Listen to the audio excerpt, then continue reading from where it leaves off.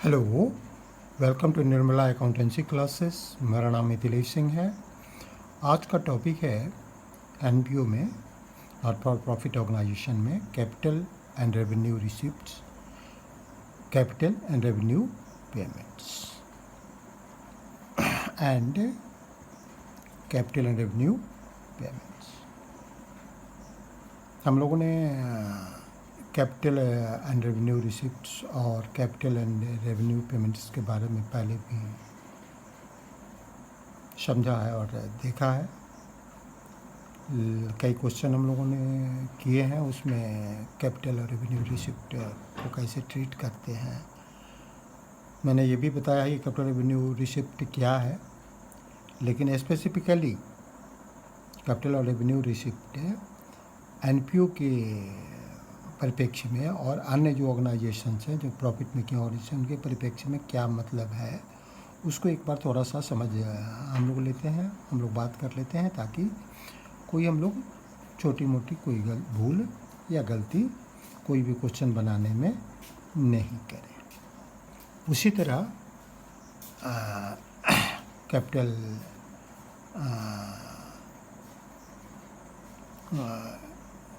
या revenue receipt या capital and revenue payments या एक्सपेंडिचर के बारे में भी हम लोगों के लिए बात करना ज़रूरी है। हम लोग एक एक करके बात करते हैं। कैपिटल रिसिप्ट्स क्या है? कैपिटल रिसिप्ट्स आम बिजनेस, जो एक प्रॉफिट मेकिंग बिजनेस है, उसका मतलब है जो नॉन रिकरिंग नेचर है। नॉन रिकरिंग नेचर मतलब जो कभी कभी होता है और मोटा पैसा एक बार मिलता है। जैसे हम कंपनी के परिप्रेक्ष्य में अगर बात करते हैं तो शेयर इशू करने के समय जो कैपिटल का पैसा आता है, या सोल ट्रेडिंग में जो सोल ट्रेडर होता है और कैपिटल कंट्रीब्यूशन वो व्यक्तिगत रूप से लाता है, पार्टनर्स जो लाते हैं, या कोई हम लोग लॉन्ग टर्म लोन हमको किसी ऑर्गेनाइजेशन से मिलता है या हम देते हैं, तो ये हमारा कैपिटल रिसिप्ट है। लेकिन एनपीओ के परिप्रेक्ष्य में, एनपीओ के संदर्भ में कैपिटल रिसिप्ट क्या क्या होता है? एनपीओ के संदर्भ में मुख्य रूप से जो कैपिटल रिसिप्ट होता है उसकी चर्चा हम लोग एक एक करके करेंगे। पहले भी कर चुके हैं, फिर से हम लोग कर लेते हैं। पहला है life membership fees. Life membership fees क्या है? एनपीओ में ये प्रावधान होता है कि जो उसके मेंबर्स हैं वो वन टाइम फीस दे करके लाइफ लॉन्ग के लिए मेंबरशिप उसका ले सकते हैं। वही फीस जो मिलता है लाइफ लॉन्ग मेंबरशिप के लिए मेंबर को, उसको लाइफ मेंबरशिप फीस कहते हैं। और ये एक कैपिटल नेचर का रिसिप्ट माना जाता है, क्योंकि ये रिकरिंग नेचर का नहीं होता है। चाहे जितने भी मेंबर हों, वो तो पूरे जीवन में एक ही बार देंगे। दूसरा होता है एंडोमेंट फंड। एंडोमेंट फंड भी एक गिफ्ट है, जो एक मोटी रकम होता है, और इसमें ये प्रावधान रहता है लेकिन कि एंडोमेंट फंड जो होता है उसके सिर्फ इंटरेस्ट को या डिविडेंड को, उसके इन्वेस्टमेंट से जो पैसा मिलता है, उसके अर्निंग से जो पैसा मिलता है, उसको खर्च किया जाता है नॉन प्रॉफिट ऑर्गेनाइजेशन के द्वारा। कभी कभी ये भी प्रावधान हो सकता है कि एक निश्चित समय तक केवल खर्च को किया, जो उससे इनकम होता है उसको खर्च किया जाएगा, उसके बाद एंडोमेंट फंड में से भी पैसा खर्च किया जा सकता है। तो इस तरह एंडोमेंट फंड हमारे कैपिटल रिसिप्ट में आता है। टूर्नामेंट फंड, टूर्नामेंट जो अगर स्पोर्ट्स ऑर्गेनाइजेशन है, फुटबॉल के लिए टूर्नामेंट वगैरह आयोजन करता है और टूर्नामेंट के लिए स्पेसिफिक फंड है, तो भी हमारा एक कैपिटल रिसिप्ट है। स्पेसिफिक डोनेशंस अगर किसी पर्पस के लिए है, जैसे डोनेशंस फॉर बिल्डिंग, तो ये भी एक हमारा कैपिटल फंड है। लीगेसी है। लीगेसी क्या है? ये विल के द्वारा दिया हुआ एक गिफ्ट है, जो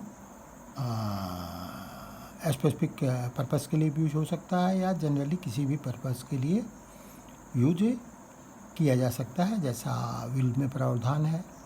ये व्यक्ति जो विल लिखता है उसके मरने के बाद उसकी का मालिक एनपीओ नॉन प्रॉफिट ऑर्गेनाइजेशन बन जाता है। ये तो हुआ कैपिटल रिसिप्ट। अब हम लोग बात करते हैं रेवेन्यू रिसिप्ट्स का। रेवेन्यू रिसिप्ट्स में मुख्य रूप से जो है इनकम, जो आमदनी का मुख्य स्रोत है रेगुलर, वह है सब्सक्रिप्शन। सब्सक्रिप्शन क्या होता है? जो मेंबर्स पर मंथ या पर ईयर दैट ऑर्गेनाइजेशंस को उसके डे टू डे एक्टिविटी के लिए देते हैं, तो वो सब्सक्रिप्शन उसको कहते हैं।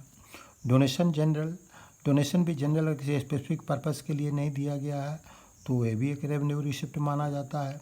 एंट्रेंस फीस, एडमिशन के समय मेंबर के जो फीस लगता है, तो वो उसको भी हम लोग रेवेन्यू रिसिप्ट के रूप में लेते हैं। अगर क्वेश्चन में ये नहीं दिया गया है या जो रियल सिचुएशन है उसमें ये स्थिति नहीं है कि उसके प्रावधान जो उसका टर्म्स एंड कंडीशंस निश्चित हुआ है एनपीओ के चलाने का, उसमें ये प्रावधान नहीं है कि इतना % उसको कैपिटलाइज किया जाएगा, तब तक इसको हम लोग रेवेन्यू मानते हैं। अगर कोई इन्वेस्टमेंट है, कोई कैपिटल रिसिप्ट है, तो कैपिटल रिसिप्ट का अगर इन्वेस्टमेंट हुआ है उससे कोई इंटरेस्ट मिलता है या डिविडेंड मिलता है, तो ये भी एक हमारा रेवेन्यू रिसिप्ट है। सेल ऑफ ओल्ड न्यूज़पेपर्स, पुराने अखबार या जो मैगजीन्स हैं उनको बेचने से अगर कुछ पैसा मिलता है तो भी हमारा एक रेवेन्यू रिसिप्ट है। उसी तरह रेंट रिसिप्ट, अगर एनपीओ के पास कोई प्रीमिजेज है, प्रॉपर्टी है, उसका रेंट आता है तो वो भी हमारे लिए रेवेन्यू रिसिप्ट है एनपीओ का। लॉकर रेंट अगर एनपीओ के पास लॉकर्स की सुविधा है और मेंबर्स उसका यूज़ कर सकते हैं तो उसका जो रेंट मिलता है वो भी उसके लिए रेवेन्यू रिसिप्ट है। तो इस तरह के एनपीओ के रिसिप्ट होते हैं। जनरल बिजनेस की स्थिति में क्या होता है? उसके सेल से, उसके सर्विसेज के सप्लाई से जो भी पैसा मिलता है, मतलब जिस ऑर्गेनाइजेशन का जो काम है वो काम करने के एवज में उसको जो पैसा मिलता है वो उसका रेवेन्यू रिसिप्ट होता है। इसके अतिरिक्त छोटे मोटे और इन्वेस्टमेंट के लिए जो इंटरेस्ट मिलता है या दैट प्रीमिजेज के यूज़ के लिए रेंट वगैरह मिलता है, वो भी इसमें आते हैं। ये नॉन फॉर प्रॉफिट ऑर्गेनाइजेशन के अतिरिक्त जो बिजनेस है उसके लिए मैं बात कर रहा हूँ। कैपिटल रिसिप्ट में एक दो चीज़ें और मैं बात करना चाहूँगा। जैसे कोई एसेट बिका, तो एसेट के बिकने से भी जो रिसिप्ट होता है वो एक कैपिटल रिसिप्ट होता है। कोई फिक्स्ड एसेट है, फर्नीचर है, दैट बिल्डिंग है, या कोई अन्य व्हीकल्स है, कोई अनफिक्स्ड एसेट बेचता है, करंट एसेट के बिकने से जो मिलता है वो कैपिटल रिसिप्ट में नहीं आएगा, वो रेवेन्यू रिसिप्ट में आएगा। तो ये कैपिटल रिसिप्ट और रेवेन्यू रिसिप्ट प्रॉफिट मेकिंग और नॉन प्रॉफिट मेकिंग के ऑर्गेनाइजेशन के हुए। अब हम लोग बात करते हैं capital expenditure and revenue expenditure. Capital expenditure क्या है? कैपिटल एक्सपेंडिचर मोटे खर्च हैं जो फिक्स एसेट प्रोक्योर करने के लिए किए जाते हैं या मोटे इन्वेस्टमेंट के लिए किए जाते हैं। इन्वेस्टमेंट मतलब आउट ऑफ ऑर्गेनाइजेशंस इंटरेस्ट या डिविडेंड अर्न करने के लिए जो पैसा लगाया जाता है उसको इन्वेस्टमेंट कहते हैं। उसके लिए किया जा सकता है, फर्नीचर पर किया जा सकता है और जो कैपिटल आइटम्स है उस पर किया जा सकता है। तो ये कैपिटल एक्सपेंडिचर उसको कहते हैं। इसको डिफ़ाइन करने के लिए हम लोग कह सकते हैं कि कैपिटल एक्सपेंडिचर इस तरह का खर्च है, इस तरह के कैपिटल आइटम में या इस तरह के आइटम में खर्च है जिसका बेनिफिट हमको एक अकाउंटिंग ईयर से ज़्यादा तक मिलता रहेगा, मतलब लंबे समय तक मिलेगा, मोर देन 1 अकाउंटिंग पीरियड मिलेगा, वो कैपिटल नेचर का एक्सपेंडिचर है। और व्यवसाय की अर्निंग की कैपेसिटी भी बढ़ जाएगी। रेवेन्यू नेचर का एक्सपेंडिचर क्या है? जो डे टू डे बिजनेस को चलाने के लिए, डे टू बिजनेस एक्टिविटी को चलाने के लिए जो खर्च किया जाता है, जैसे परचेज ऑफ गुड्स है मैन्युफैक्चरिंग ऑर्गेनाइजेशन के द्वारा या ट्रेडिंग ऑर्गेनाइजेशन के द्वारा, रॉ मटेरियल है मैन्युफैक्चरिंग चीज़ों के द्वारा, गुड्स है ट्रेडिंग ऑर्गेनाइजेशन के द्वारा ये हो सकता है, और सर्विसेज सैलरीज वगैरह है ये रेवेन्यू एक्सपेंडिचर में आएंगे। इसके अथवा रिपेयर्स वगैरह बहुत सारे छोटे मोटे खर्च हो सकते हैं जो रेवेन्यू एक्सपेंडिचर में आएंगे। अब हम लोगों ने कैपिटल रिसिप्ट की बात की, रेवेन्यू रिसिप्ट की बात की। रेवेन्यू रिसिप्ट में सब्सक्रिप्शन के बारे में, जो करंट ईयर का सब्सक्रिप्शन हम कैसे कैलकुलेट करेंगे जिसको इनकम या एक्सपेंडिचर अकाउंट में शो किया जा सके, तो उसको कैलकुलेशन करने का क्या तरीका है उसके बारे में एक फार्मूला हम लोगों ने पढ़ा है। उस पर कुछ क्वेश्चन भी हम लोगों ने किए हैं। लेकिन रेवेन्यू एक्सपेंडिचर के एडजस्टमेंट के बारे में, करंट ईयर का रेवेन्यू एक्सपेंडिचर अगर कोई है उसके बारे में हम लोगों ने कोई चर्चा अभी तक नहीं की है। तो उस पर हम लोग चर्चा कर लेते हैं कि कैसे सैलरी का जो कंप्यूटेशन किया जाता है करंट ईयर के लिए, computation of salaries for the current year. एक चीज़ मैं और बता देना चाहता हूँ, जैसे सब्सक्रिप्शन का फॉर्मूला होता है फॉर द करंट ईयर निकालने के लिए, फॉर द करंट ईयर की सब्सक्रिप्शन को निकालने का जो फॉर्मूला होता है वही लॉकर रेंट पर भी लागू होता है या किसी भी अन्य रिसिप्ट पर लागू होता है।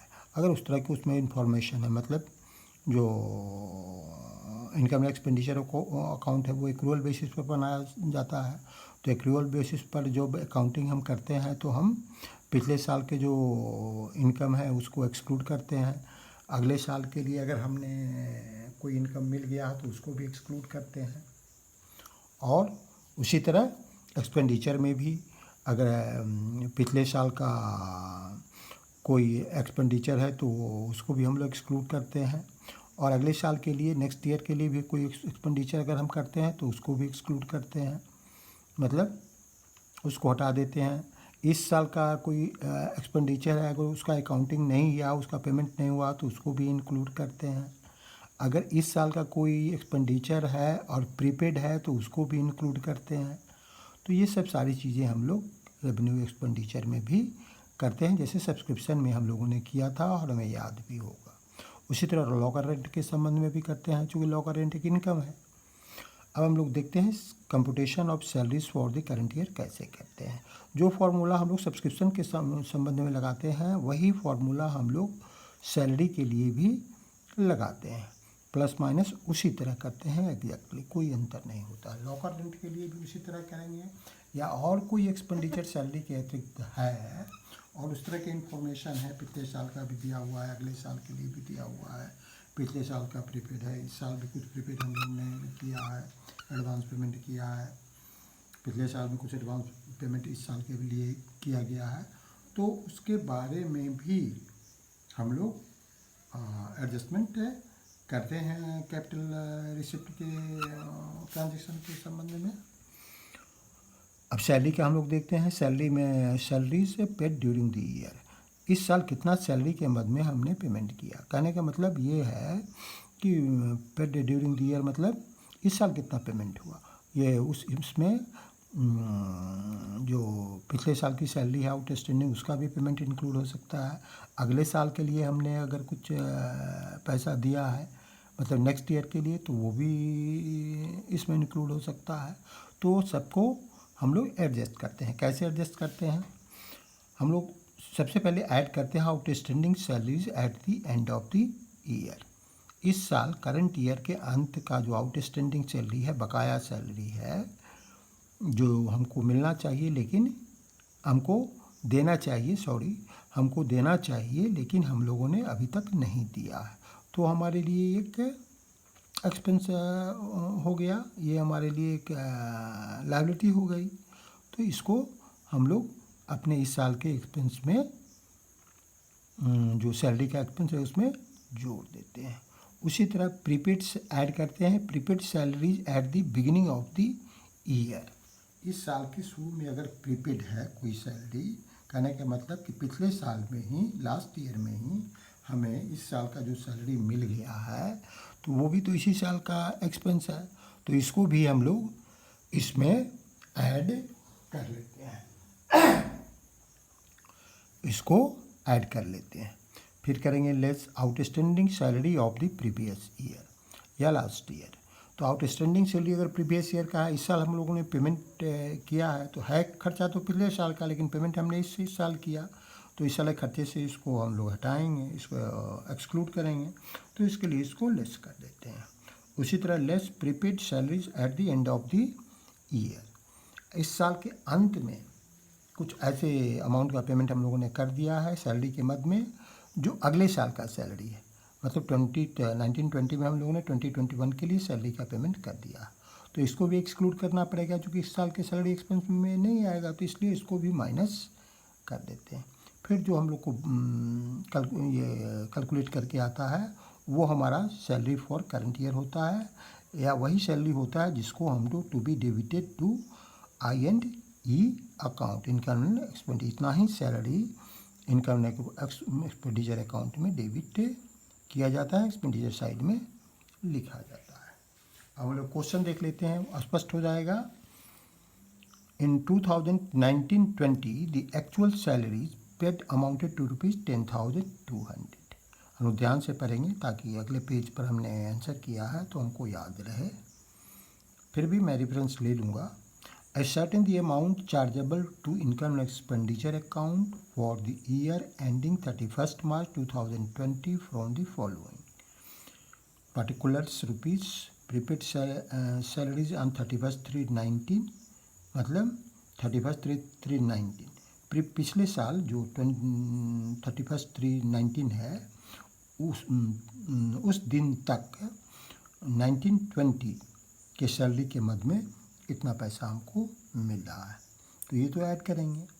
प्रीपेड सैलरीज ऑन 31/3/2020, मतलब करंट ईयर में हमने पेमेंट किया है 1920 में, 1920 मतलब 2019 एंड 2020 के बीच में हम लोगों ने प्रीपेड किया है नेक्स्ट ईयर के लिए, मतलब 2021 के लिए 600, तो इसको हम लोग तो एक्सक्लूड करेंगे, इस साल के एक्सपेंस में ये नहीं आएगा, तो माइनस करेंगे। आउटस्टैंडिंग सैलरीज ऑन 31/3/2019, ये भी पिछले साल का एक्सपेंस है जो इस साल हम लोगों ने पेमेंट किया है, तो इसको भी एक्सक्लूड करेंगे, मतलब 18-19 का जो सैलरीज था उसमें बकाया हमारा 900 है। आउटस्टैंडिंग सैलरीज ऑन 31/3/2020, तो ये तो इस साल का सैलरी है जो हम लोगों ने पेमेंट नहीं किया है, तो ये हमारे लिए एक एक्सपेंस है, तो ये हमारे लिए एडिशन होगा, जो इस साल का सैलरी एडिशन है, तो 750 को ऐड करेंगे। फिर हम लोग अब सॉल्यूशन देखते हैं।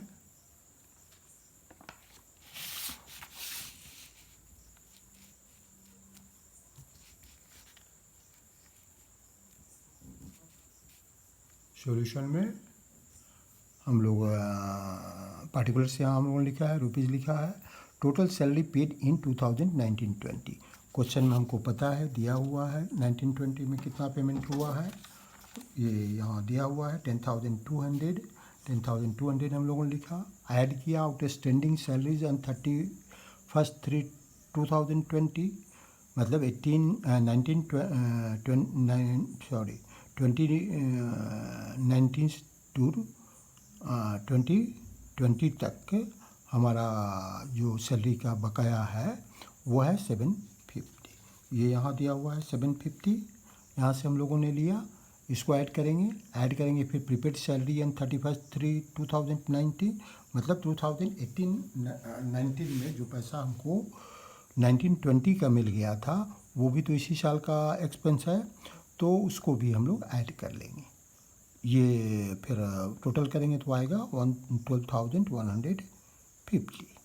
हम लोग लेस क्या करेंगे, आउटस्टैंडिंग सैलरीज ऑन 31/3/2019, मतलब आउटस्टैंडिंग सैलरी जो पिछले साल का था 18-19 का था, उसका पेमेंट हम लोगों ने किया है, तो ये इस साल का एक्सपेंस नहीं है, तो इसको माइनस कर लेंगे, तो ये 900 हम लोगों ने लिखा। फिर लेस प्रीपेड सैलरी ऑन 31/3/2020, मतलब 1920 में हम लोगों ने 2021 के लिए 600 पेमेंट कर दिया, तो ये भी इस साल का एक्सपेंस नहीं है, सैलरी एक्सपेंस नहीं है, तो इसको भी माइनस करेंगे, तो ये दोनों को प्लस कर लेंगे, तो ये आएगा 1,500।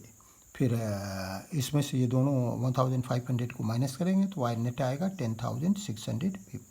क्वेश्चन में पूछा गया है कि कितना अमाउंट डेबिट किया जाएगा इनकम एक्सपेंडिचर अकाउंट में जो 2019-20 में बनाया जाएगा। तो हम लोगों ने लिखा salary debited to income expenditure account during 2019-20।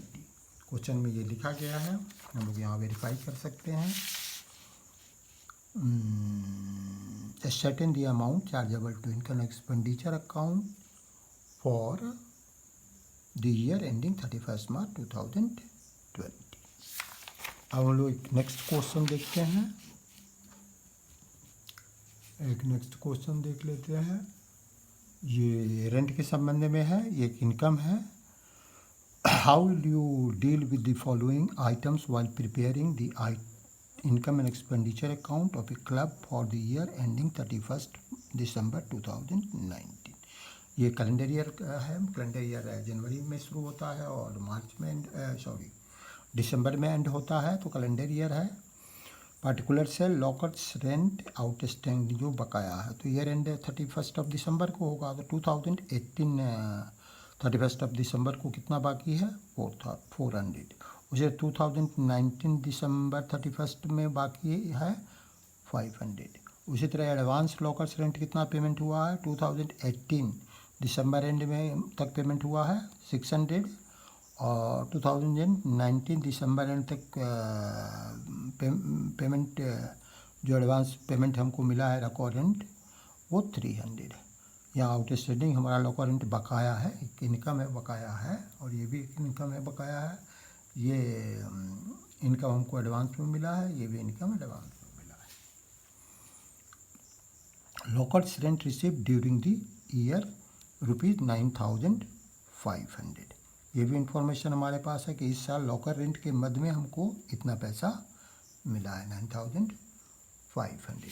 हम लोग सॉल्यूशन की ओर बढ़ रहे हैं। सॉल्यूशन में हम लोग देखेंगे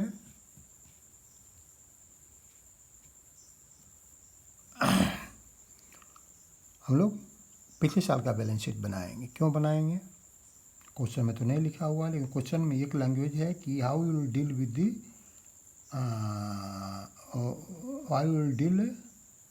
how will you deal with the following items while preparing. कैसे ये करेंगे, डील करेंगे जब इनकम एक्सपेंडिचर अकाउंट बनाना होगा। तो नेचुरली हम लोगों को पिछले साल का भी बैलेंस और इस साल का बैलेंस शीट बना देंगे, तो हमको इनकम एक्सपेंडिचर अकाउंट में कैसे एंट्री की जाएगी ये भी तो दिखाना ही है। इसके अतिरिक्त ये दोनों इसमें सहायता होगा और स्पष्ट हो जाएगा।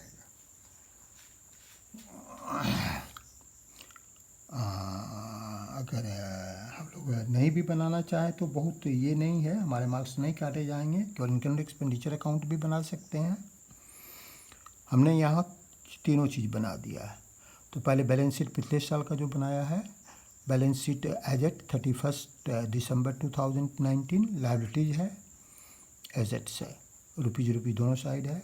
एडवांस लॉकर रेंट जो हमको 31st दिसंबर 2019 के पहले मिला है, तो वो तो हमारे लिए एक इनकम उस साल का नहीं है, लेकिन मिल गया है मतलब है तो इनकम 2019-20 का, तो लेकिन मिल गया है तो इसको तो हमको अपने पास रखना है, लेकिन इसको लायबिलिटी में दिखाना है। तो एडवांस लॉकर रेंट 600 हम लोगों ने कहाँ से लिया है, क्वेश्चन में दिया हुआ है। पहले हम लोगों ने देखा है एडवांस लॉकर रेंट 600 ये दिया हुआ है। इसके बाद लॉकर्स रेंट आउटस्टैंडिंग है। तो लॉकर्स आउटस्टैंडिंग है मतलब जो बकाया है लॉकर रेंट्स, मतलब ये इनकम हमको मिलना चाहिए था लेकिन 31 दिसंबर 19 तक नहीं मिला, मतलब 20 में मिलेगा। तो ये 400 हमारे लिए एक इनकम है, तो इनकम मिला नहीं है तो ये एसेट बन जाता है। तो 400 हम लोग एसेट साइड में दिखाए। ये फिगर हम लोगों ने लॉकर रेंट आउटस्टैंडिंग 2018 का दैट 400 यहाँ से लिया। ये हमने यहाँ 19 लिखा है, ये 18 होगा, ये 20 लिखा है, ये 2018 19 होगा। ओके, हम लोग आगे बढ़ते हैं। Income expenditure account for the year ending 2019 का बनाना है। क्वेश्चन में लिखा हुआ है 19, 20 का नहीं। Expenditure rupees, income rupees. By lockers rent हमको 9500 मिला है, क्वेश्चन में दिया हुआ है 9500 मिला है हम लोग को इस साल ड्यूरिंग द ईयर टोटल पैसा। अब इसमें ऐड करते हैं आउट स्टैंडिंग 2019 का 2090 का 500, ये भी फिगर दिया हुआ है। और फिर ऐड करते हैं एडवांस 2018 का, मतलब 18 में जो एडवांस हमको मिला है, 18 में एडवांस मिला है 19 का पैसा, वो हम लोग ऐड करेंगे क्योंकि ये इस साल का इनकम है, तो ये टोटल करके आएगा 10,600। अब लेस करेंगे आउटस्टैंडिंग 2018, मतलब 2018 का जो पैसा है वो अभी तक नहीं मिला है। मिला कब? 2019 में, 2019 में। तो 2019 में मिला, तो 19 में मिला, तो इसको हम लोग घटाएंगे, एक्सक्लूड करेंगे, तो लेस करेंगे आउटस्टैंडिंग 2018 का बकाया जो अभी मिला वो माइनस कर देंगे, तो ये बचेगा 10,200। अब लेस एडवांस 2019 में जो हम लोगों ने 2020 के लिए एडवांस किया है, 2020 के लिए एडवांस किया है, तो उसको हम लोग माइनस करेंगे 300, तब बचेगा 9,900। यही अमाउंट होगा जो हम इनकम एक्सपेंडिचर अकाउंट में दिखाएंगे। हम लोग आगे बढ़ते हैं, फिर बैलेंस शीट बनाते हैं एज 31 दिसंबर 2019 को, लायबिलिटीज एसेट। अब 2020 के लिए जो एडवांस हमको लॉकर रेंट मिल गया है 300, ये क्वेश्चन में दिया हुआ है यहाँ, ये सारी चीज़ें यहाँ क्वेश्चन में दी हुई हैं 300, तो इसको लिखेंगे। उसी तरह लॉकर रेंट जो आउटस्टैंडिंग है 2019 में वो 500 है, तो वो भी तो इनकम है, तो उसको हम लोग एसेट साइड में दिखाएंगे। 500 हम लोगों ने यहाँ से किया। इस तरह बैलेंस शीट बनाया जाता है। क्वेश्चन का एक अच्छा ये क्वेश्चन हो गया।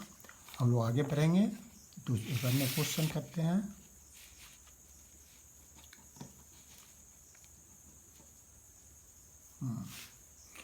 Following is the receipt and payment account of literacy club for the year ended 31/3/2020। Receipt में ये आइटम है, पेमेंट्स में आइटम है। क्वेश्चन को हम लोग ध्यान से पढ़ लेते हैं, इसलिए कि आगे के पेज में हम सॉल्यूशन करेंगे तो थोड़ी सी याद रहेगी, तो प्रेफरेंस ला के हम लोग लेते हुए चलेंगे तो हम लोग को आसानी होगी। सबसे पहले बैलेंस बी डी है। बैलेंस बी डी को हम लोग रिसिप्ट एंड पेमेंट अकाउंट के बैलेंस बी डी को जो शुरू में सबसे लिखा जाता है, उसको जो पिछला साल है, लास्ट ईयर है, उसका अगर बैलेंस शीट बनाते हैं तो उसमें लिया जाता है, तो इसको उसमें दिखाएंगे। सब्सक्रिप्शन हमारे इनकम का एक मेन स्रोत है ना, एनपीओ का, तो इसका डिस्क्रिप्शन हमको इस तरह दिया हुआ है। 18-19 के लिए हमको मिला है 1,200, 19-20 के लिए मिला है 26,500 और 2020-21 के लिए मिला है 500। मतलब ये जो आउटस्टैंडिंग 18-90 का है उसके लिए मिला है इतना। इस साल के लिए हम लोगों को, मतलब करंट ईयर 19-20 है, इसके लिए 26,500 मिला है। और अगले साल के नेक्स्ट ईयर के लिए इस साल हम लोगों ने पेमेंट कर दिया, मतलब जो प्रीपेड कर दिया या एडवांस पेमेंट कर दिया, अगले साल के लिए इस साल वो 500 है। टोटल हमारा जो रिसिप्ट है इस साल, अगले साल के लिए इस साल जो हमको इनकम मिल गया ये 500 है। मतलब टोटल रिसिप्ट हमारा है 28,200। 18-19 के लिए जो आउटस्टैंडिंग था उसके अगेंस्ट में इतना मिला है। 19-20 के का जो है उसके लिए 26,500 मिला है। और 2021 के लिए हम लोगों ने एडवांस रिसीव किया है 1920 में 500, टोटल हमारा 28,100 है। तो इसको हम लोग दिखाएंगे इनकम एंड एक्सपेंडिचर अकाउंट के इनकम साइड में। ये पिछले साल का आउटस्टैंडिंग है तो इसको भी एक्सक्लूड करेंगे। ये तो इस साल का है तो रहेगा ही, और ये दैट 2021 के लिए किए हैं तो इसको भी एक्सक्लूड करेंगे। तो इस तरह हम लोग इसको इनकम एंड एक्सपेंडिचर अकाउंट में दिखाएंगे। फिर के इनकम साइड में दिखाएंगे to sale of old newspaper, ये भी इनकम एंड स्टेटमेंट अकाउंट के इनकम साइड में 1250 दिखाया जाएगा। टू गवर्नमेंट ग्रांट्स, लेकिन स्पेसिफिक कुछ नहीं दिया हुआ है तो ये भी हम लोग इनकम एंड एक्सपेंडिचर अकाउंट के इनकम साइड में दिखाएंगे। To sale of old furniture 5,700, इसको हम, ये हमारे लिए कैपिटल रिसिप्ट है। इसके बारे में लेकिन प्रावधान ये है कि अगर फर्नीचर, ओल्ड फर्नीचर बिकता है या ओल्ड कोई एसेट बिकता है तो उसका जो प्रॉफिट एंड लॉस होता है उसके सेल पर कंपेयर करते हैं सेल वैल्यू और बुक वैल्यू से, और जो प्रॉफिट और लॉस होता है उसको हम लोग इनकम एंड एक्सपेंडिचर अकाउंट में दिखाते हैं, और जो बुक वैल्यू होता है उसका एडजस्टमेंट हम लोग बैलेंस शीट में करते हैं। तो जो बुक वैल्यू है इसका 7,000 है, ये भी इंफॉर्मेशन हमारे पास है। 5,700 में बिका, ये भी हमारे पास इंफॉर्मेशन है, मतलब 1,300 का घाटा हुआ। तो ये हम लोग दिखाएंगे इनकम एक्सपेंडिचर अकाउंट के दैट एक्सपेंडिचर साइड में, इसलिए कि घाटा हुआ। अगर लाभ होता मतलब 7,000 बुक वैल्यू तो 8,000 में बिकता तो हम लोग नेचुरली इसको इनकम साइड में दिखाते। लास्ट है to interest on fixed deposit. Fixed deposit हमारा कोई है उस पर हम लोग 450 मिला है, तो इसको भी हम लोग इनकम एंड एक्सपेंडिचर अकाउंट के इनकम साइड में दिखाएंगे। फिर हम लोग पेमेंट साइड लेते हैं। पेमेंट साइड में क्या क्या है, सैलरी है 3,000, तो 3,000 हम लोग इनकम एक्सपेंडिचर के डेबिट साइड में सैलरी मद में दिखाएंगे। न्यूज़पेपर्स है, न्यूज़पेपर्स 2,050 का है, ये भी हम लोग दिखाएंगे इनकम एक्सपेंडिचर के एक्सपेंडिचर साइड में। इलेक्ट्रिसिटी है, इसको भी हम लोग दिखाएंगे, लिखेंगे इनकम एंड एक्सपेंडिचर अकाउंट के एक्सपेंडिचर साइड में। एफडी है, इसको हम लोग बैलेंस शीट में दिखाते हैं।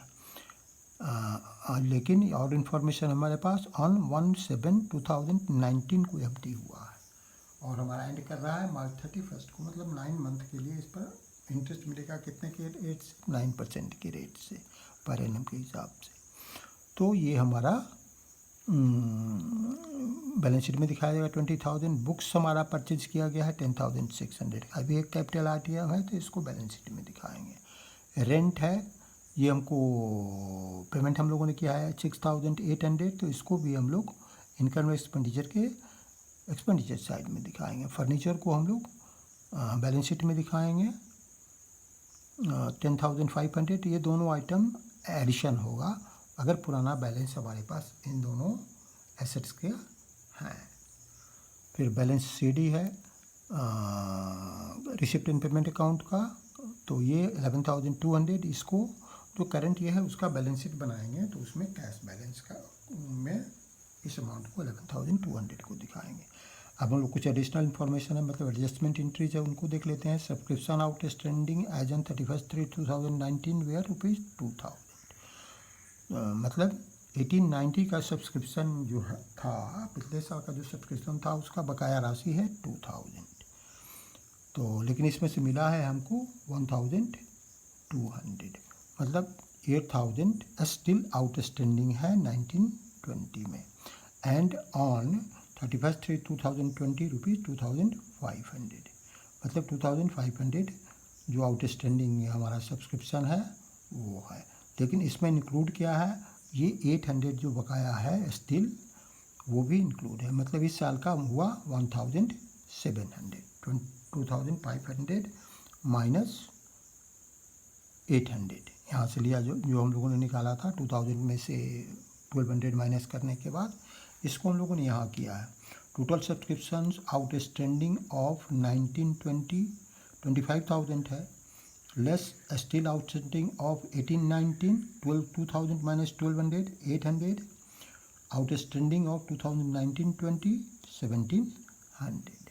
तो इसको हम लोग जब इसको सब्सक्रिप्शन क्रेडिट साइड में दिखाएंगे इनकम एक्सपेंडिचर अकाउंट का, तो 18-19 का जो सब्सक्रिप्शन होगा 1700 लेंगे, और बैलेंस शीट जब दिखाएंगे आउटस्टैंडिंग सब्सक्रिप्शन को, तो इसको अलग अलग करके 25,000 को ब्रेक करके दिखाएंगे, 2500 को ब्रेक करके दिखाएंगे, 2500 को ब्रेक करके दिखाएंगे। ब्रेक कैसे करेंगे? 800 हमारा 18-19 का हुआ और 1719-20 का हुआ। अब हम लोग सब्सक्रिप्शन हम लोगों ने कर लिया। अब सेल ऑफ ओल्ड न्यूज़पेपर्स है, तो इसको हम लोग रिसिप्ट साइड में that sale of old news, हाँ इसको भी हम लोग इनकम साइड में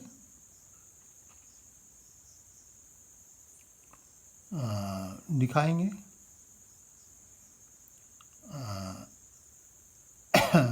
दैट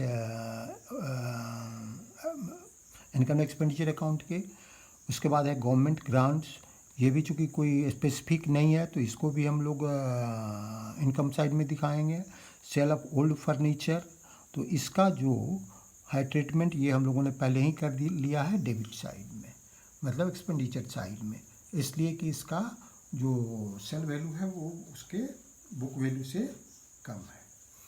अब हम लोग यहाँ आते हैं, इंटरेस्ट अनफिक्स्ड डिपॉजिट 450, ये मैंने बताया कि लिखा जाएगा, लेकिन एक बात और है इसके साथ, एफडी पर हमारा इंटरेस्ट बनता है 9 मंथ का, तो पहले 9 मंथ का कैलकुलेट करेंगे और फिर इसमें से इतना माइनस करने के बाद बाकी एक्रूड भी हम लोग इनकम साइड में दिखाएंगे, एक्रूड प्लस जो रिसिप्ट हुआ है दोनों। तो ये हम कैसे निकाले हैं, यहाँ हम लोगों ने निकाला है interest on fixed deposit 20,000 into 9/100 into 9/12, 9/100 rate के लिए, 9/12 पीरियड के लिए, ये आया ₹1350। इसमें से 450 रिसिप्ट है ऑलरेडी, तो बचा 900, ये हमारा एक्रूड इनकम हुआ।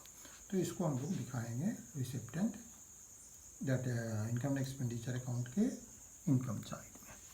हम लोग सॉल्यूशन की ओर आगे बढ़ते हैं। हाँ, और आगे क्या लिखा हुआ है, prepare income expenditure account of the club for the year ended 31/3/2020 and a certain capital fund on 31/3/2019। तो ये चीज़ें हम लोगों को बनानी है। Do you think the club is promoting any value, मतलब बैलेंस शीट बनाने के लिए नहीं क्या कहा गया है 20 का, लेकिन बैलेंस शीट भी हम लोग बना देंगे। और ये एक वैल्यू बेस्ड क्वेश्चन है, तो वैल्यू क्या प्रमोट कर रहा है इस भी पूछ रहा है, तो इसको भी हम लोग लिखे इसका जवाब देंगे। हम लोग एक एक करके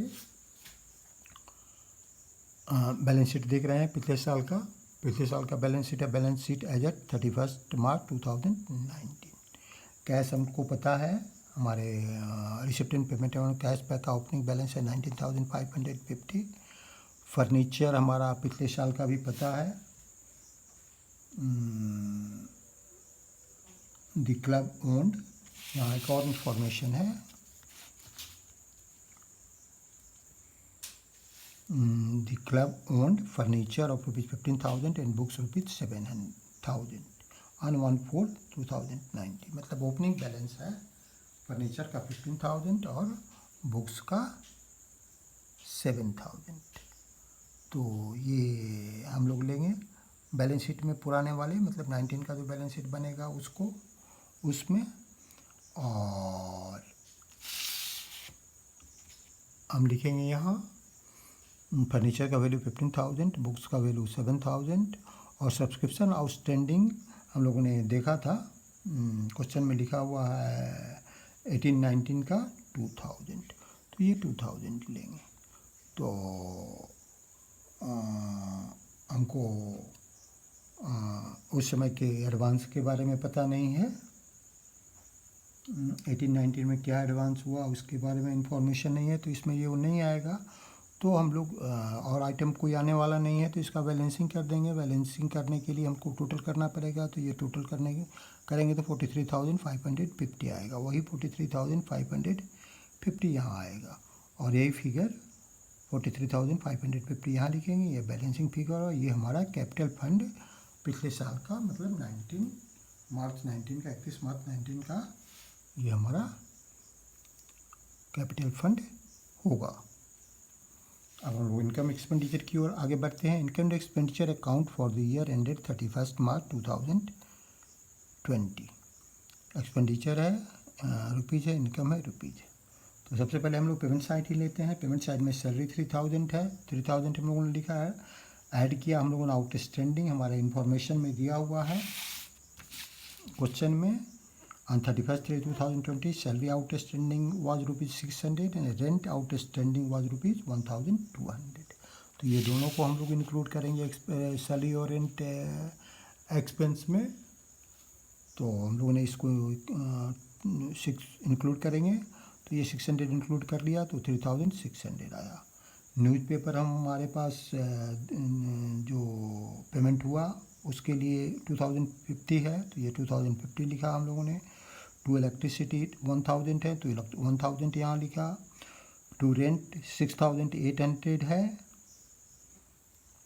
तो 6800 लिखा। और रेंट आउटस्टैंडिंग अभी हम लोगों ने देखा है 1200 है, तो वो भी प्लस कर लेंगे इसमें, तो ये हो जाएगा 8000।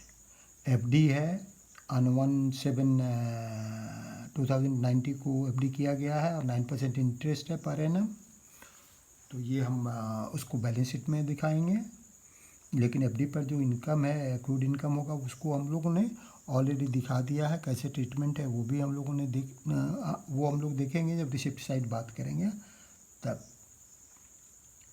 बुक्स भी हम लोग है, तो बुक्स को भी हम लोग बैलेंस शीट में दिखाएंगे। रेंट का हम लोगों ने ट्रीटमेंट कर लिया। फर्नीचर भी परचेज हुआ है 10,500 का, इसको भी हम लोग बैलेंस शीट में लेंगे। बाई बैलेंस सीडी भी हम लोग बैलेंस शीट में लेंगे। तो हम लोगों ने पेमेंट साइड का एंट्री कर लिया। अब हम लोग रिसिप्ट साइड देखेंगे, तो रिसिप्ट साइड में सब्सक्रिप्शन है, तो सब्सक्रिप्शन हम लोगों ने कितना 28,200 टोटल है। तो यहाँ ओवर राइटिंग थोड़ा सा, तो इसलिए मैंने यहाँ लिख दिया है क्लियर। मैं यहाँ भी लिख सकता हूँ, अगर नहीं रीडेबल है ये तो 28,200, ठीक है, 28,200। ये आपके समझने के लिए मैंने लिख दिया ताकि कोई कन्फ्यूजन नहीं हो। ओवर राइटिंग हो गया है और छोटे में मैंने लिख दिया है। और इसके बाद ये है 1700, ठीक है, ये है 1700। और ये है 29,900। और ये है 1200, 1200। ये क्लियर करने के लिए हमने लिखा है, इस खाने में आना नहीं चाहिए था। 1200, चूँकि ओवर राइटिंग हो गई है इसलिए, और ये छोटे अक्षरों में लिखा हुआ है तो हो सकता है आगे भी समझ में। सब्सक्रिप्शन हमारा टोटल अमाउंट में है 28,200।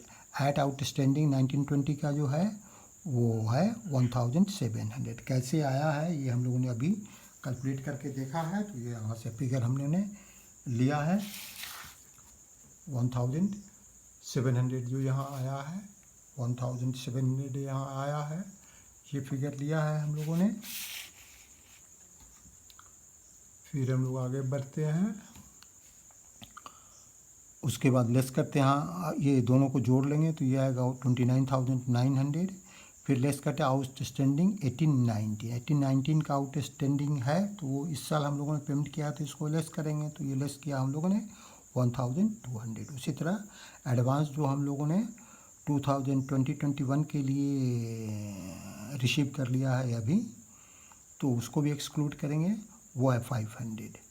तो ये दोनों अमाउंट माइनस करने के बाद 29,900 में से हमको आता है 28,200। ये सारे हमारे इनकम हैं जो मिले हैं। तो हम लोगों ने आउटस्टैंडिंग इनकम को प्लस किया और जो आउटस्टैंडिंग पिछले साल का है वो है उसको माइनस किया, अगले साल के लिए जो एडवांस दिया है उसको माइनस किया, तो इनकम हमारा बचा 28,200। अब नेक्स्ट आइटम है रिसिप्ट साइड में सेल ऑफ ओल्ड न्यूज़पेपर। तो by sale of old newspaper हमारा कितने का है 1250 का, ये आ गया। उसके बाद है गवर्नमेंट ग्रांट्स। तो गवर्नमेंट ग्रांट्स किसी स्पेसिफिक पर्पस का नाम नहीं दिया हुआ है, तो इसको भी हम लोग इनकम एक्सपेंडिचर के इनकम साइड में ले लेते हैं 10,000। और फिर to sale of old furniture है, तो इसकी चर्चा हम लोग एक्सपेंडिचर साइड में करेंगे। क्यों करेंगे? इसलिए करेंगे कि बुक वैल्यू है 7,000 और बिका है 5,700 में, तो लॉस हो रहा है।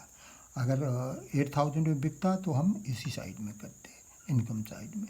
तो loss on sale of old furniture 1,300 आया। कैसे आएगा? 7,000 बुक वैल्यू है, 5,700 बिका है, तो माइनस करेंगे इसको, तो ये 1,300 का हमारे लिए लॉस हुआ। वो हम लोगों ने पहले ही सीखा है कि एसेट अगर बिकता है उस पर प्रॉफिट या लॉस होता है, उसकी एंट्री हम लोग इनकम एक्सपेंडिचर में, इनकम साइड में, एक्सपेंडिचर साइड में प्रॉफिट या लॉस के अनुसार करते हैं।